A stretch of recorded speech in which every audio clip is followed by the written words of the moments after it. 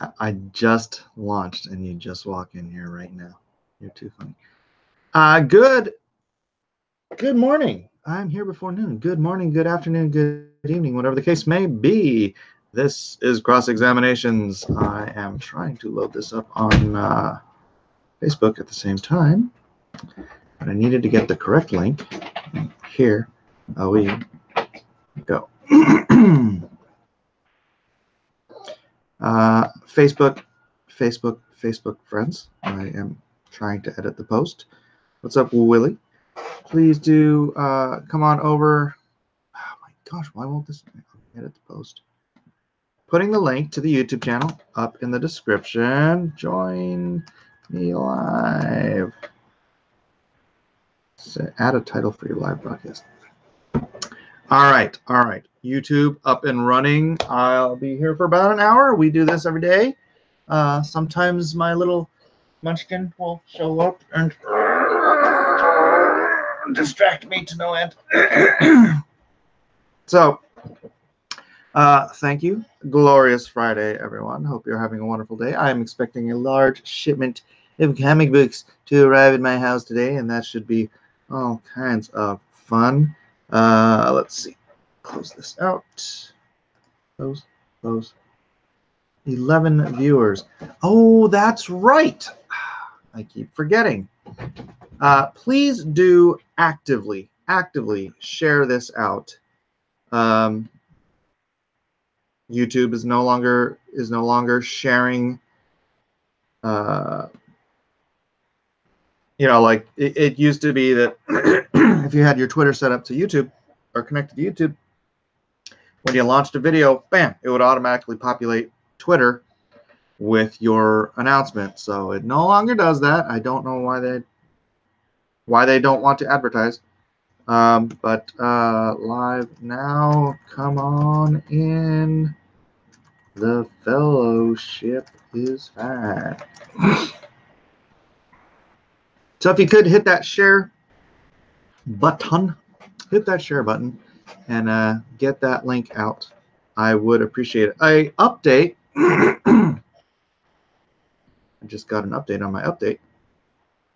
Update on the comics for the troops is that, sorry, I'm self-distracting myself here. So they can't split up the shipment. So my hair looks all weird. They can't split up the shipment because it's just the shipping company that's handling it doesn't do that. They only ship by pallets. So I'm having it shipped to one of our fellow confiscators who's got a warehouse and a company that can break up the individual boxes and get them out to the different USOs that Operation Paperback says. I'm waiting for them to get me addresses. But at least it's all in progress. Don't know what the total shipping cost is going to be yet, but again, I thank everyone who helped pitch in for that. Was very, very much appreciated. I hope it's enough. If it's not, and you guys still want to help out, I'll let you know. I'm not gonna ask for any other donations for the shipping unless I know it's going to be a lot more than I can deal with. So again, appreciate it. If you haven't seen already on Twitter, I just posted up the colors for the Meg alternate cover. Looked pretty sick, but he just colored a regular great white shark instead of a Meg. And why is my throat like closing up all of a sudden? I'm being cursed. All right. Let us say hello to Deathbell, Rhaegar, Dater. Good afternoon. Perkindo, what's up? Canadian Chaos Queen. I'm an atheist. All right. Well, welcome to Cross Examinations Live, atheist. We have a few friendly neighborhood atheists here too, so join the club. Comics legend Scott was up. The topic today is God makes people happy, statistically. So we'll get into that a little later. Thank you guys for liking and sharing. Appreciate it very, very much. Let me pop out the chat, and then let's move over to let's move on over to comments from yesterday's show. Nathan Rosario, I did watch your. Okay, so for those who may not know, our new friendly neighborhood atheist, if you have questions, any kind of questions or comments, leave them in the comments section. I mean, you could put them in the chat, but it's not a guarantee I'll get to them. If you leave them in the comment section for the next episode, I will almost. Oh, I don't think I've missed any. I pretty much always get to those questions. So, would you like to see the little Trump doll my son made out of clay? So rad. He had a brick wall on his back too. What happened to the brick? Over there? Nathan says, I did watch your live stream yesterday, but I didn't comment because I was dealing with a frozen water pipe situation. Fortunately, the temperature rose to 23 degrees today, so everything it thawed out and working again. Pro tip: when the temperature drops below zero for more than 24 hours, then always make sure that the water in your toilet is not a solid block of ice before you use it, not after. I learned that lesson the hard way. Seems legit, Nathan. Seems like something you probably want to pay attention to. I was listening to a sermon about Jonah on the way home from work today, and it got me thinking. There is always... Sorry, I don't know what is up with my throat today. It's kind of bugging. I'm going to do an advanced search on this because I know where this question is going.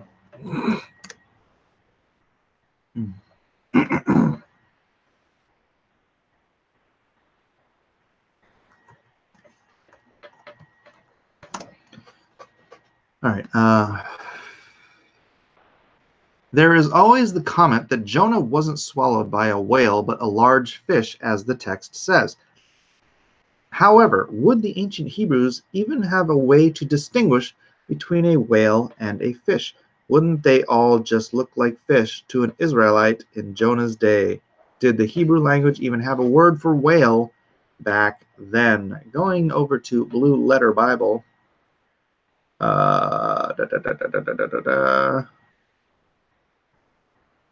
Whale in the book of Job.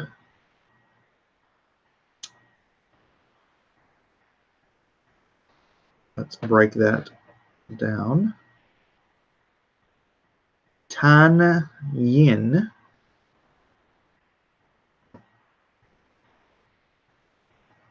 Strong's 8577.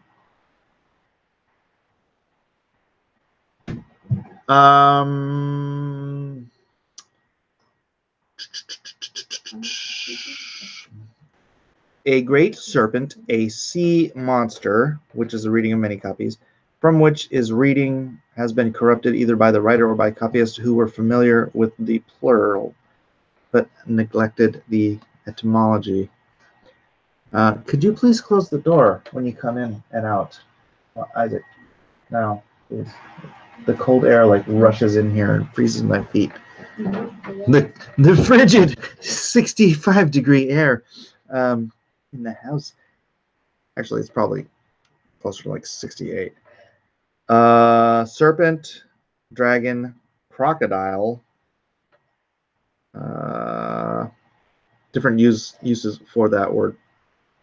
So throughout the Old Testament, that word is used for God created great whales and every living creature that moveth. So he did separate the use of that word, which was either, we translate whale. It could very much have been sea monster or whatever. But there is a delineation between the word used for whale and the word used for fish. So a great fish and a whale or a sea monster or some great behemoth thing in the water Yes, there is a different word. So when the Bible specifically says fish, it's talking about fish, not whales. So now here's the thing. If you're going by modern definitions, and that's the thing, I don't know if specifically and survives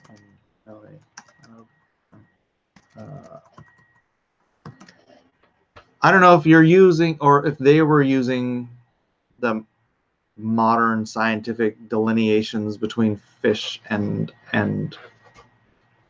sea mammals. I don't honestly know when science decided to give those specific definitions to those specific words, right? Let's see. Rocket City Times. Local man alive after being swallowed by a whale. An Arkansas man is alive after being swallowed by a whale on Saturday while visiting Shedd Aquarium. He's being treated for mild dehydration after being regurgitated early this morning. Hold on a second. I'm trying to open this other one. Okay, the Deccan Chronicle. This happened in February. Swallowed alive. Man survives inside a whale's stomach for 3 days. Oh my gosh. Let me scroll. Come on, stupid computer. A Spanish fisherman who drowned in the sea is back with a very interesting story. The man who disappeared for several days after he went overboard during a bad storm has returned to share his survivor tale. The 56-year-old fisherman Luigi Marquez claims that a whale swallowed him. According to Marquez, he stayed there for 3 days and nights. When Marquez didn't return home, the Coastal Guard tried to find him but failed to locate him, and he was considered dead. This great beast swallowed me the morning after the storm, he told local reporters. It is the most frightening thing I have ever lived. Everything was pitch black, and I was shivering cold. The only thing that kept me alive were the raw fish I ate and the light from my waterproof watch. That is how I kept in touch with time. And the smell, I will never forget, the horrible stench of putrid decomposition. I had to wash for 3 days before the odor went away. Luigi Marquez told reporters, "This is truly a miracle. Saint Mary of Jesus has heard our prayers. I prayed and I prayed and I never lost faith. And the Lord has brought me back, my precious Luigi," his wife told his wife Penelope Marquez to local reporters. Though there are many speculations over what Mark was saying, but he claims that he was inside the whale for 72 hours before it flushed him out. Ugh. That puts into context a lot. I've heard speculation that that Jonah actually died and then was resurrected. But that certainly gives an interesting spin on the situation. I had heard of a dude, I'm trying to look for it, that was swallowed by a whale shark. And I don't think he was there for 3 days, but I think he was there for like a day or something. But anyways, this story is way cooler because that's really recent. That just happened this year, a couple months. Wait, when did it say it happened?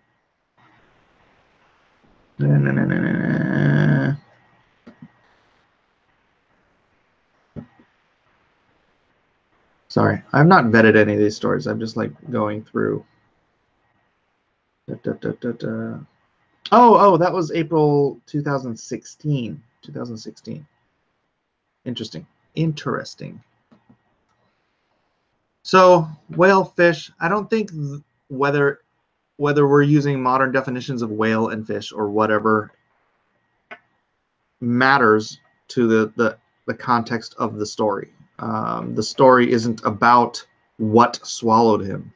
The story was about, and actually I've had this really interesting, I have this take on this, and it is purely conjectural. It is purely like my own little theory. But so you have this boat leaving Jerusalem. All right, Jerusalem's here. Nineveh is up here. Tarshish is speculated to be England because of the land of tin, right? So it would be way over here. They'd have to get out of the Mediterranean and go up to England. So leaving Israel, going out to sea, horrible, horrible waves, horrible, all this stuff. They discover that Jonah is at fault. He's like, God's cursing us. Throw me overboard and you'll be saved. They throw everything. I mean, it's a transport vessel, right? So they throw all their cargo overboard to save their own lives. And then where do they go? They throw Jonah overboard. The sea calms, and obviously they're not going to go all the way to Tarshish, because they have nothing that they were bringing to Tarshish, right? All of the stuff they were carrying, they dumped. So it's like, well, why are we going to take this, whatever, 3, 4, 5 day journey up to Tarshish just to tell them hey, we ain't got your stuff. So my speculation, because here's the interesting thing. When Jonah gets to Nineveh, he walks up to the king and the entire city repents, right? My speculation is that the ship got to Nineveh first. It's like a wreck. The fishermen come in. Maybe they had some stuff they were supposed to deliver there too. Somehow or another, the story gets spread around. They tell the whole tale of this, we lost, millions of dollars worth of stuff.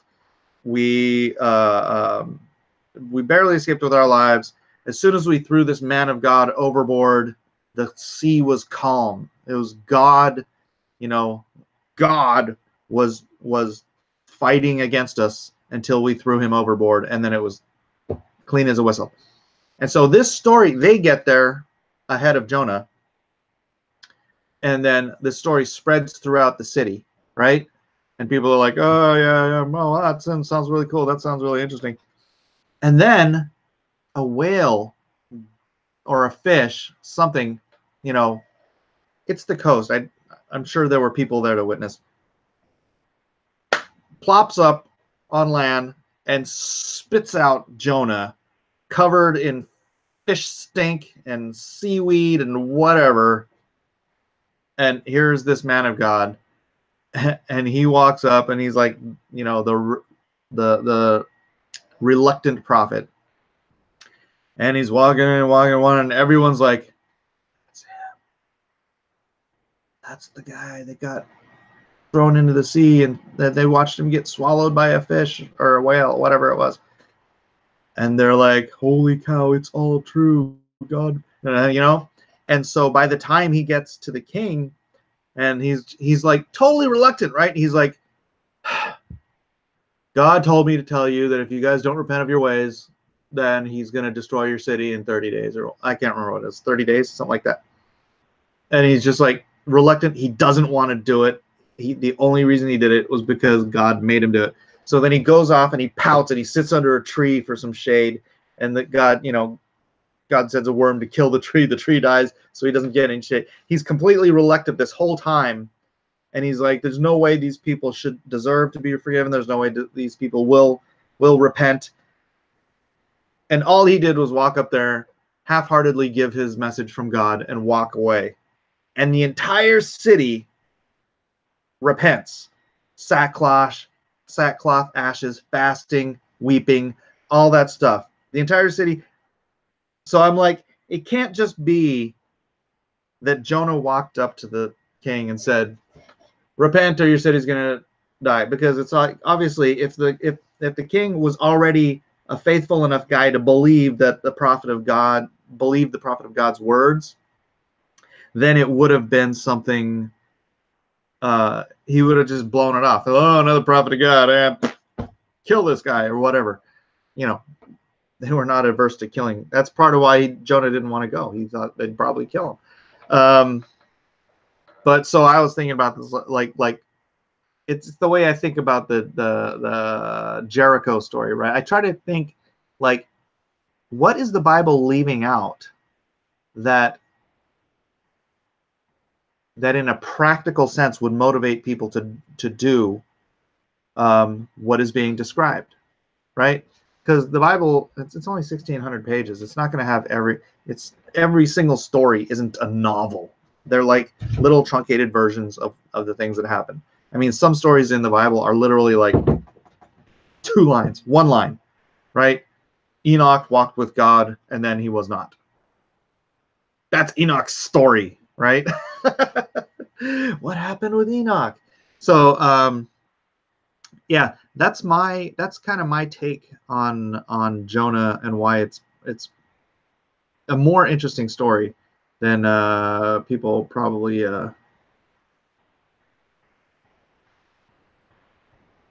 What is this? An old chat? Oh my gosh! Oh, all right.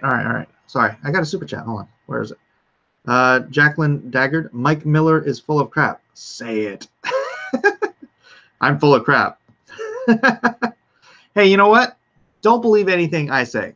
I'm going to say that right now. Don't believe anything I say. If you think I am saying something wrong, research it for yourself. DYOR. Do your own research. I am not God. I am not the voice of absolute truth. I am just a man. I get stuff wrong all the time. I preface this whole Jonah story saying, but this is my conjecture and speculation. So yeah, I could very much be full of crap. All right, let's go to the next question. Maxwell Miller, God bless you and your family, Mike. I'm currently reading the Gospel of Mark. So many great seeds of wisdom being planted in my heart. Wish you greater and greater success. God bless. Well, God bless you, Maxwell. Thank you for the comment. Crocodile Waters. I have the AC on, and you are complaining about being cold. LOL. When I lived in San Diego, I remember being cold once in 6 years. Then again, I'm really from Chicago. So San Diego doesn't rate cold-wise. To it, I said, I just turned the heat on. It was 68 in the house, and my fingers are numb. Crystal Comics. I really appreciate these streams. I rarely get to catch them live, but I listen to cross-examinations into the wee hours of the night. Fantastic. Hold on a second. This might be something to do with my shipment. Let me mute this.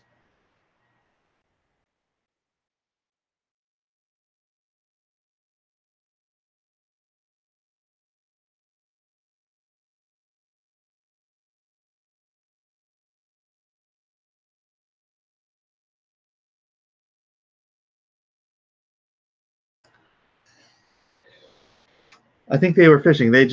Someone just with a robot voice just called and said they had suspended my social security number. Oh, okay.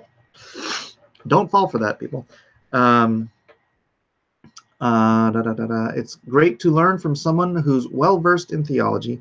The Bible is difficult to understand, so I always appreciate a sharp mind who can decipher the different books and stories. Keep up the great work, and God bless.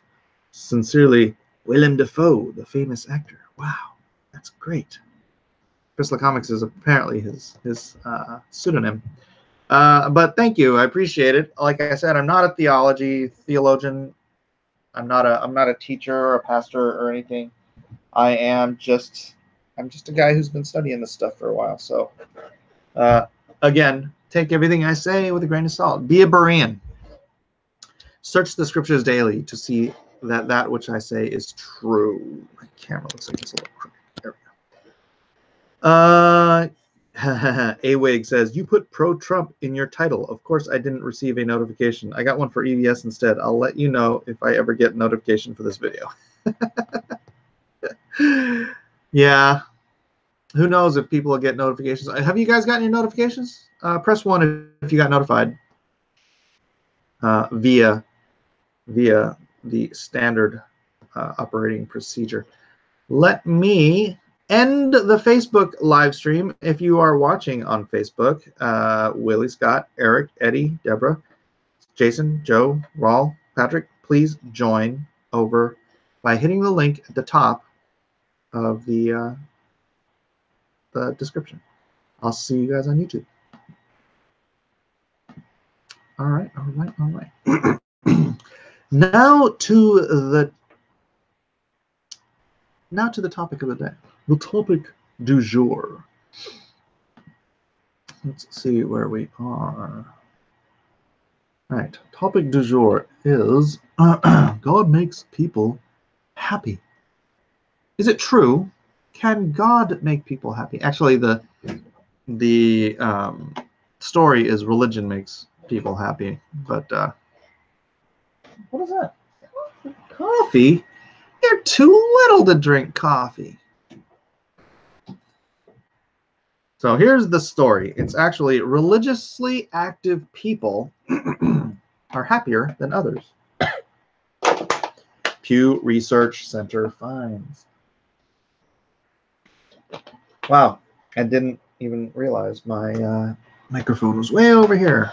Hopefully I sound better now. To the story.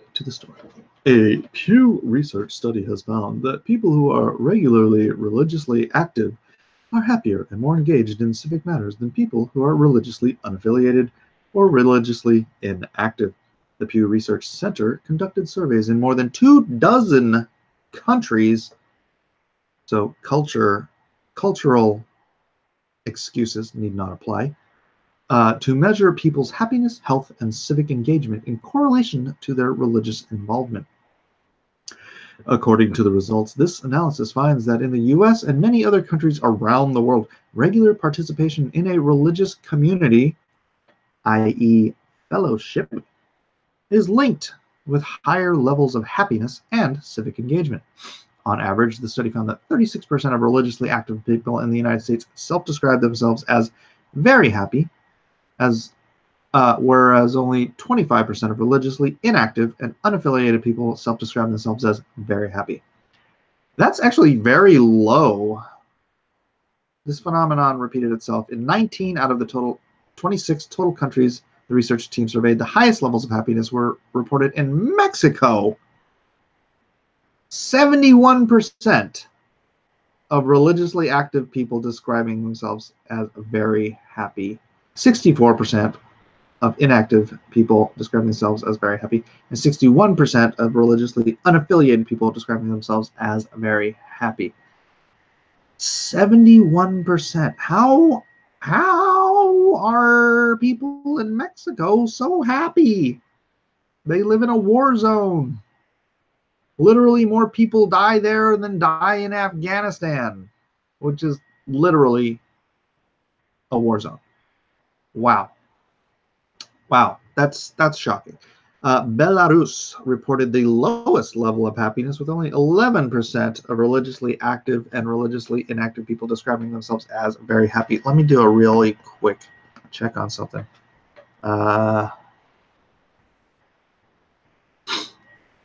Belarus. It's a country in Europe. Thank you, Wikipedia. You're the best. Belarus. 83% Belarusians, 8% Russians, 3% Poles, 1.7% Ukrainians.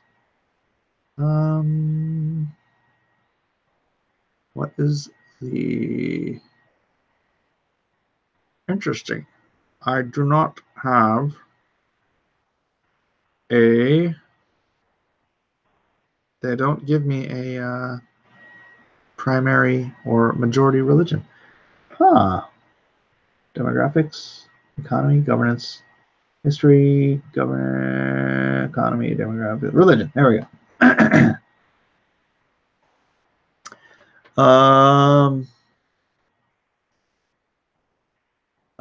Only about 59% adhere to some kind of religion, and 82% of those are Russian Orthodox. Minorities include Greek Catholicism, Judaism, Islam, and Neo-paganism. Interesting.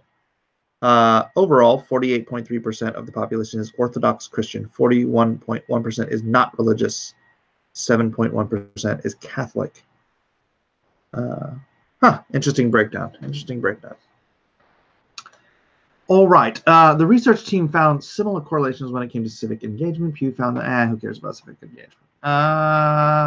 In regard to overall health, little connection between religious activity.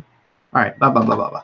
So that's that. And then I just found that interesting. You know, having a body of believers you can talk to and befriend and fellowship with is it makes a difference in your life. It makes a difference. That's why I encourage you not to rely on cross-examinations as your fellowship, because you need real life friends, like-minded friends, to hold you accountable to the faith which you share. Very, very important. And having relationships with other people, I mean, that, as long as they're not horrible people, that makes you happy. That does add to your happiness. I did want to go to this story here, which I have not vetted, but I just wanted to see. Ashton Kutcher. Ashton Kutcher shares powerful pro-life video with 17 million followers. Yeah, I saw that video. It's cool. Ashton Kutcher is winning applause from the pro-life community for sharing a powerful video about Down syndrome on his Facebook, although it remains unclear where he himself lands on the hot-button issue of abortion. The 5-minute video shared to his 17 million followers shows Frank Steffens, a man with Down syndrome, delivering testimony to Congressional Committee in 2017.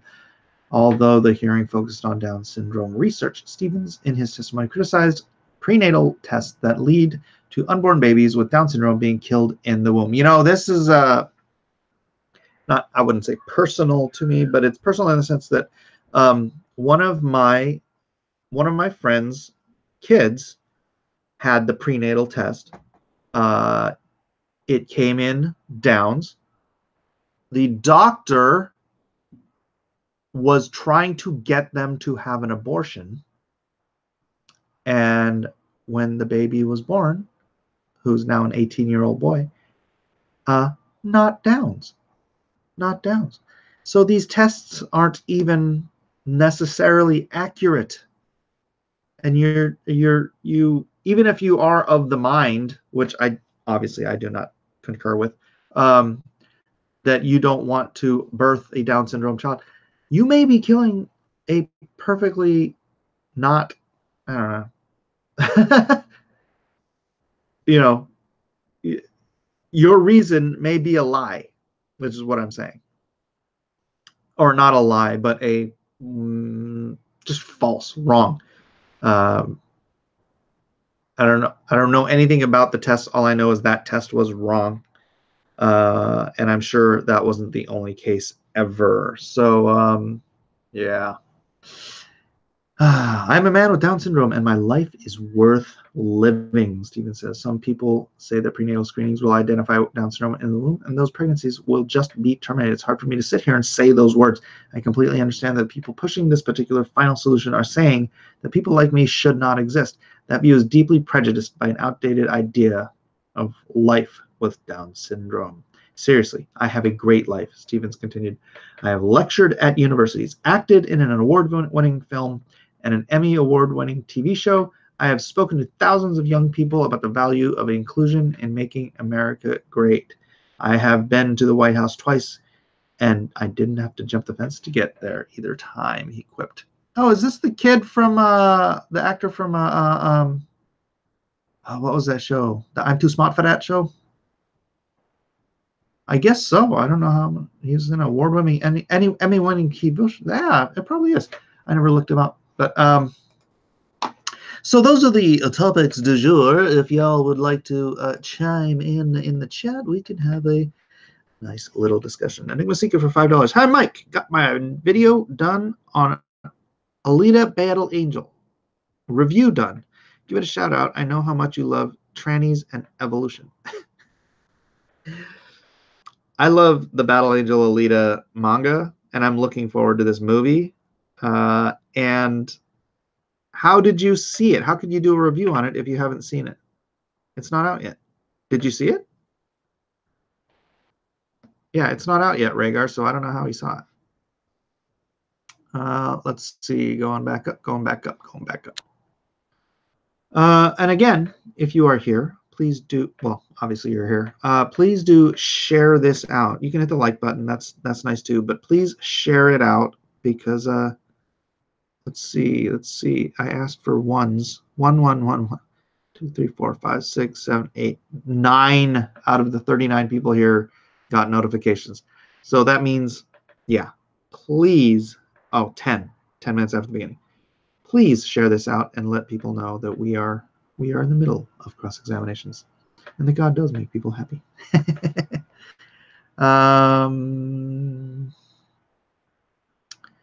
Topic. Snacking on ghost chili queso. Ooh, hot. Sup, Josh? Perkindo, I was really happy when I saw the notification for the stream pop up. I've been kind of down today, and this fellowship always helps to lift me up. Thank you for your stream. Thank you, Perkindo. Thank you for being here and being part of this fellowship. It is very important to me. It's very special to me that you guys do show up day after day to listen to me drone on and ask me questions that I probably don't know the answer to. That's great. Good job. Meg looks awesome. Yeah, he did a great job. Good afternoon. Yike. Glad I live in a relatively warm part of the country. The coldest it got here was 31 degrees. Trump climbing out of your ear, bro. This question is assuming people were stupid in ancient times. What's the question? Oh, the whale question. Well, no, for me, it's first of all, you're translating an earlier language. The word for whale in Hebrew, and I think even in the Septuagint, were translated not just to whale, but also to sea serpent, sea monster, things like that. But yeah, they could tell a delineation. And well, so you automatically have 2 categories of things in the ocean, at least 2: fish, whales. Trying to think what they said for like shellfish and stuff. Well, I guess that wouldn't really count. So, things that do this in the ocean or this. And I don't know when that categorization occurred in the scientific realm. So we may be using definitions that don't match up to what was written 3,500 years ago. But my point is that doesn't really matter to the meaning of the story. Precision of species differentiation was not likely among ancient peoples. That's right, David. That's what I was trying to say, and it's not important to the story. Rhaegar says, I've noticed that there appears to be a profound sadness or anger in the godless. Yeah, not in all of them. I was a happy camper as an agnostic. I was not seeking joy. Dude, I was 100% happy with my life when I was an agnostic. That's not what led me to God. That's not what led me to seek truth. It was curiosity and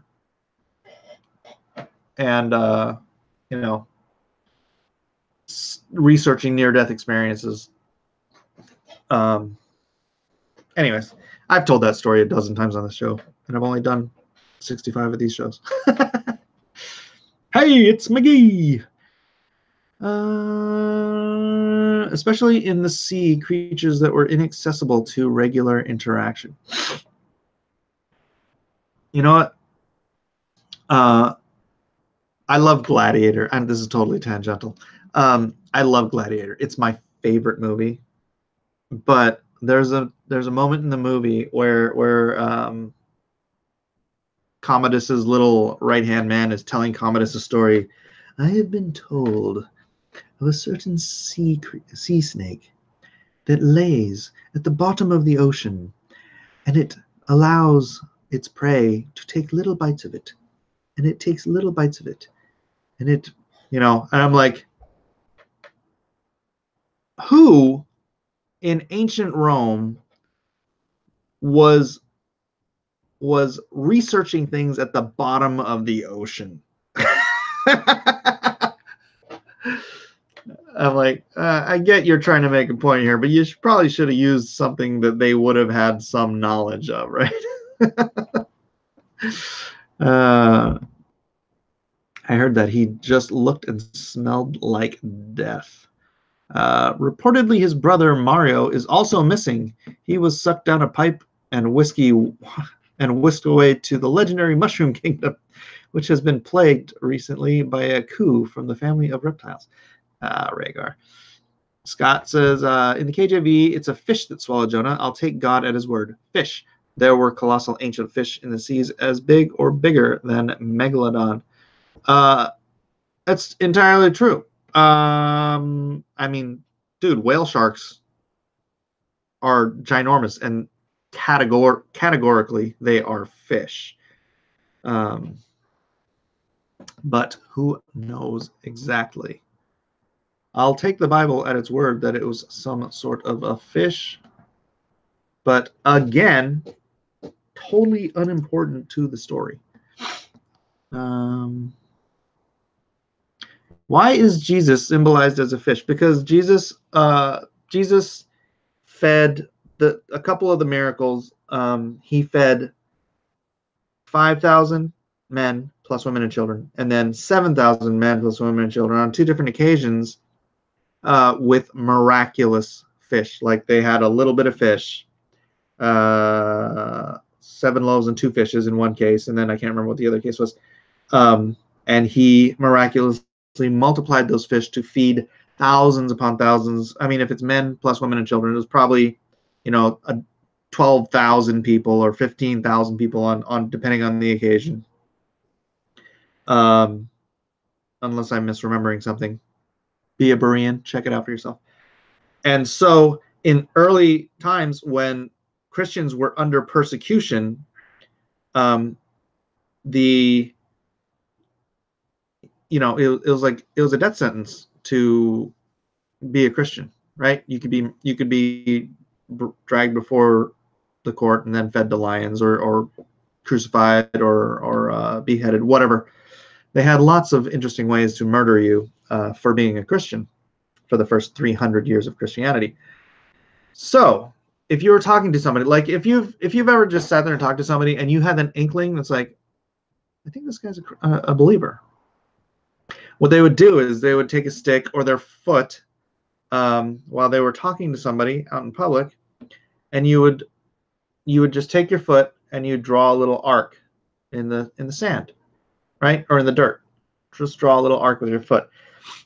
To anybody, you could be doing that for no good reason. You could just be doing it because you're like, like you're sketching while you're on the telephone or something. If the other person was also a believer, they would draw a contrary arc, starting at one point and then crossing the other side, so that the two arcs intersecting make what we call the Jesus fish. And that was how believers under the threat of death via Roman persecution would know that they could fellowship and be honest with each other about their faith in Christ without being murdered for it. It was a Leviathan class battlefish. That actually sounds really cool. Scott says, look up lead Sichthies. I am going to look up lead Sichthies.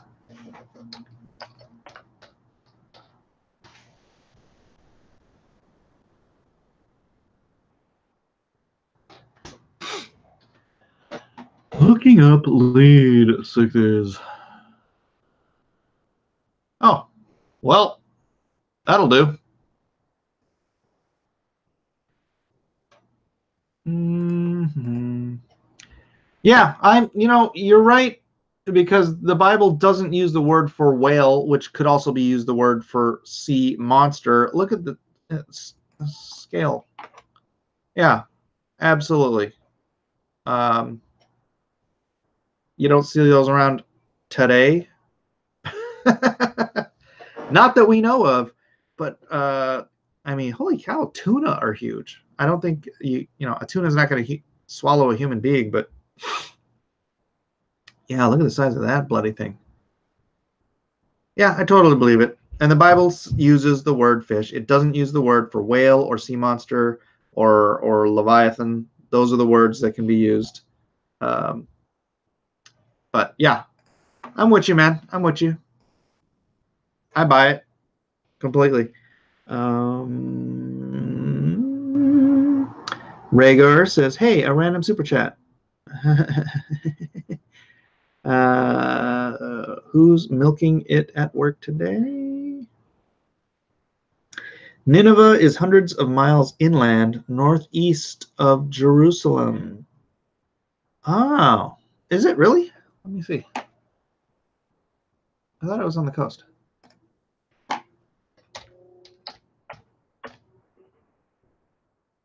So, so you're saying that my conjecture is incorrect. Nineveh. Oops.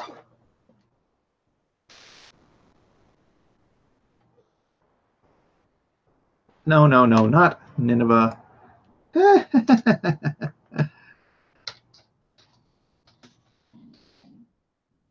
We went to a Nineveh church in San Diego.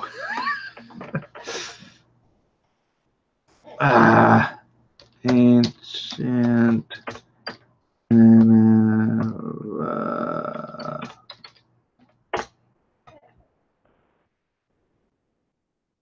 Why isn't? Oh, there we go.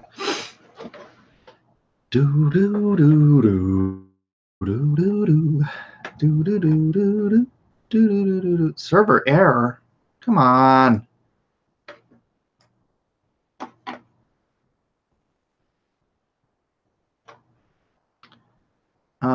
Ancient Near East.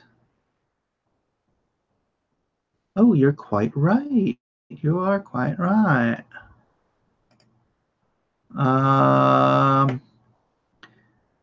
Boy, then how? That's not even part of the story. Because he was taking a ship from Jerusalem. How? Wow, then that means the whale spit him up, and he would have had to journey all the way to Nineveh. Hmm. Hmm. Okay. Well, like I said, it was all conjecture. It was all conjecture. So take my story and throw it out, or I'll have to try to think of. I'd have to try to figure out how the heck he got from the Mediterranean, which I do believe that's where he was leaving from, right? Now you're gonna make me research stuff. Where was Jonah when God called him to reach to Nineveh? On the way to Joppa.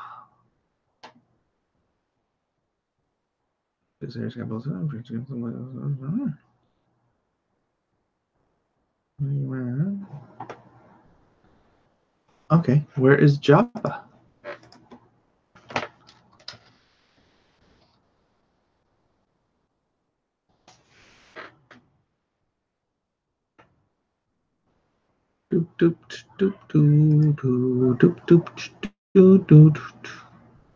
Where is Joppa? Where the heck is Joppa? I can't find it. Could you just make it easier for me, please? Joppa. I think Joppa is over by Jericho, isn't it? If I'm remembering my Biblical mapiology.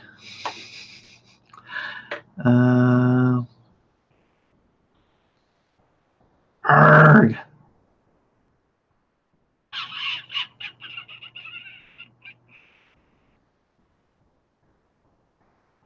All right. I'm spending too much time on this. This is just dead air. So, like I said, take that all with a grain of salt. I'm gonna have to rework my speculative theory, anyways. That makes sense. I'm steal it and say I came up with it. I'm so clever.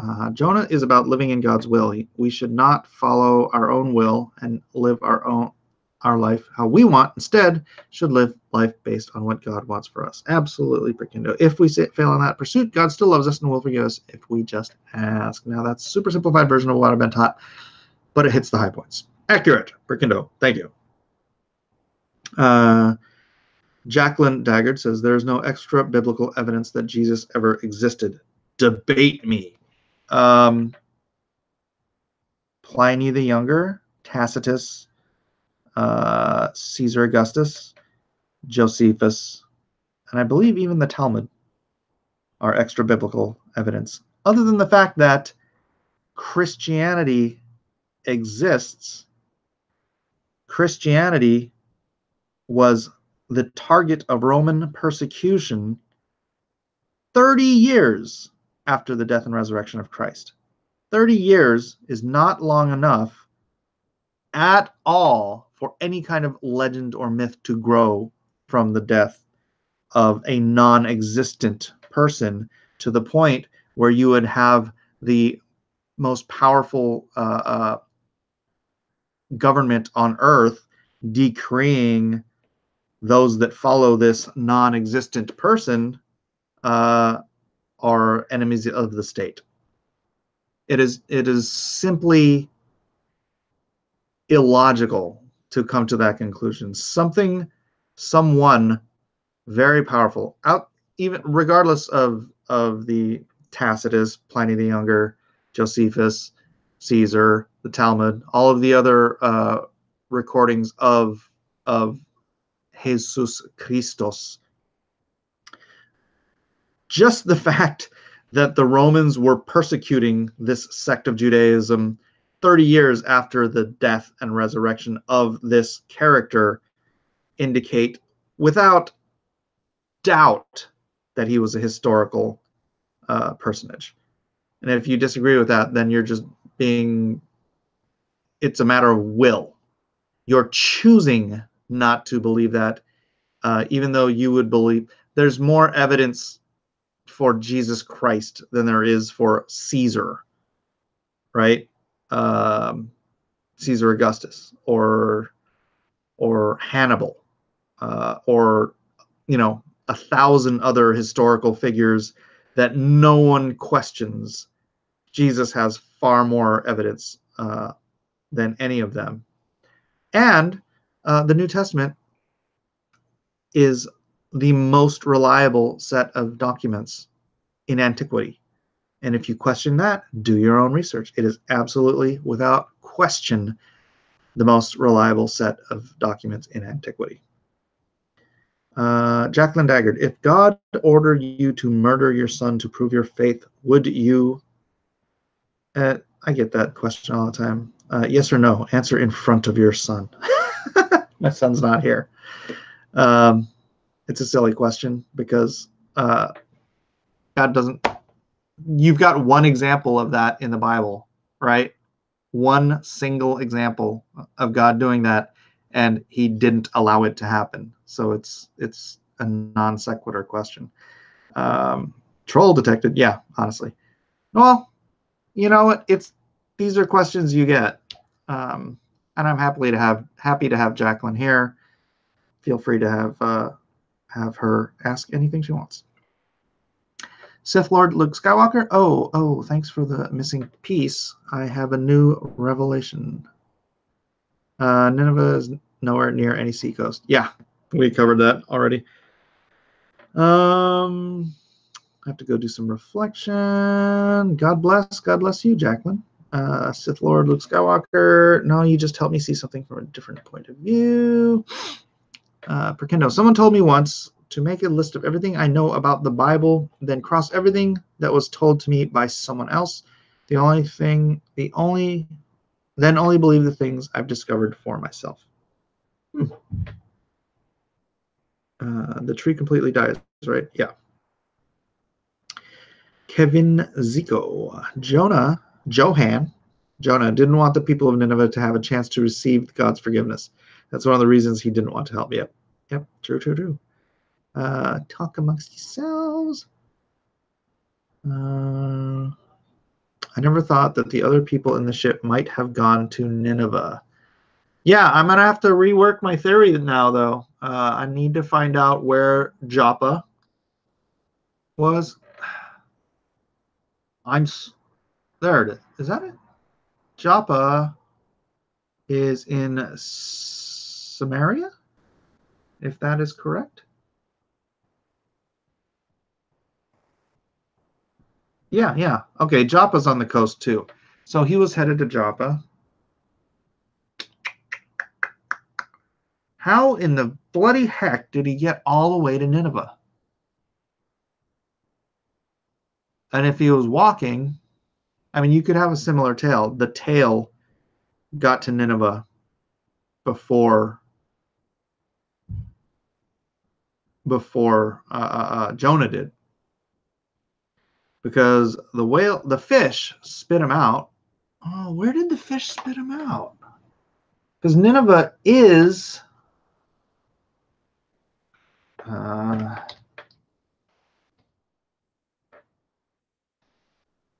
Nineveh ancient map.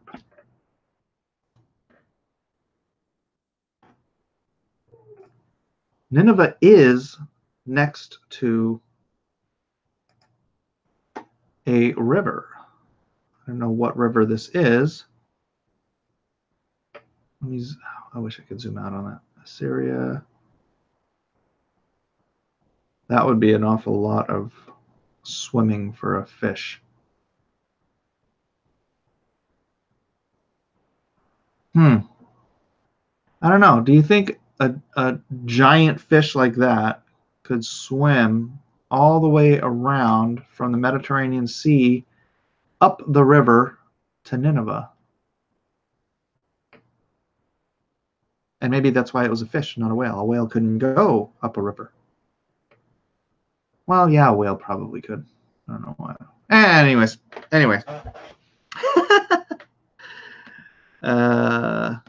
I get off on these little tangents of things that interest me. We've got 3 minutes left. Sorry, this show's actually gone by really, really fast.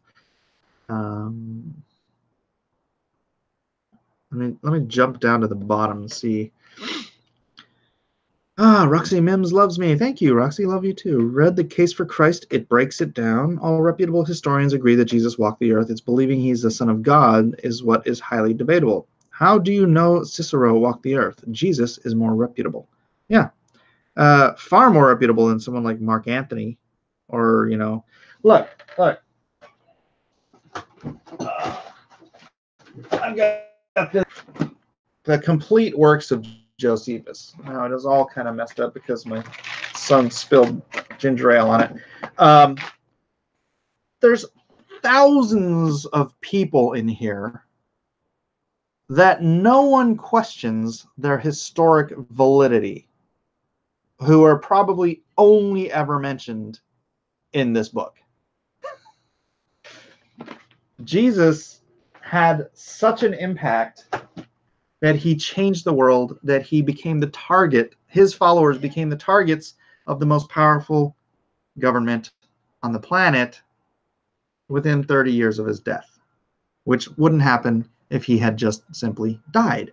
So the resurrection, without the resurrection, there would be no Christianity. The Bible itself says if Jesus is not resurrected, we're like essentially the saddest, most foolish people on earth, because if there was no resurrection, we're a bunch of idiots, and we believe in lies and nothing. There is nothing we believe in that's important. It's a terrible way to say it, but you know, it is the resurrection that made the Bible, or that made Jesus someone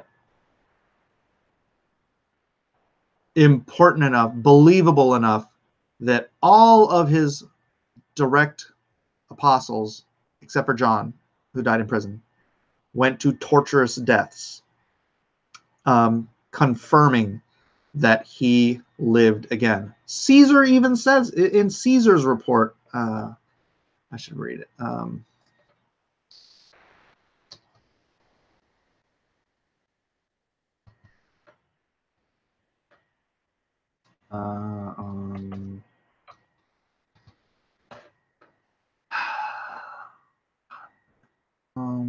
How does it say? It says he talks about the Messiah and then whom his followers proclaim. I'm trying to find it.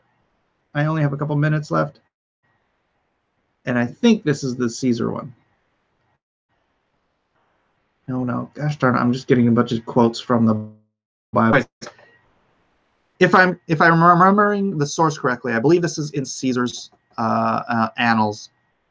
It says that and not Julius Caesar, obviously. Or